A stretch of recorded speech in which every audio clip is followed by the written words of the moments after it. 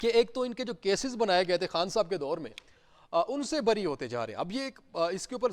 Programme علیحدہ سے کرنا پڑے گا ہمیں, اور اس کے اوپر انشاءاللہ کریں گے. نیکسٹ ایک پروگرام میں اس کے اوپر ہی کروں گا باقاعدہ کہ کیا جو اس ٹائم پی ڈی ایم کے لوگ تھے جن کے اوپر کیسز بنے ہوئے تھے, کیس در کیس بنے ہوئے تھے, چاہے وہ نیب کے ہوں یا پھر اس کے علاوہ دوسرے کیسز جو ایون فیلڈ ہوں یا پھر اس کے علاوہ نااہلی کے کیس ہوں, توشہ خانہ ہو, اس میں ان کو جو ہے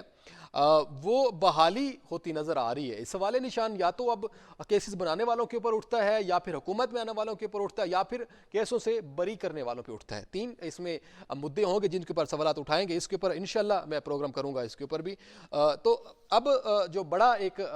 سامنے آیا ہے, جو بڑی ڈیولپمنٹ ہوئی ہے, اس میں یہ ہے کہ قومی احتساب بیورو نیب کے حکم پر جو ہے ضلعی انتظامیہ نے اسحاق ڈار کے جو منجمد اثاثے ہیں ان کو بحال کر دیا ہے. اب یہ جو ان کے بینک اکاؤنٹس تھے اور ان کے جو بینک اکاؤنٹس کے مراسلہ تھا وہ بینک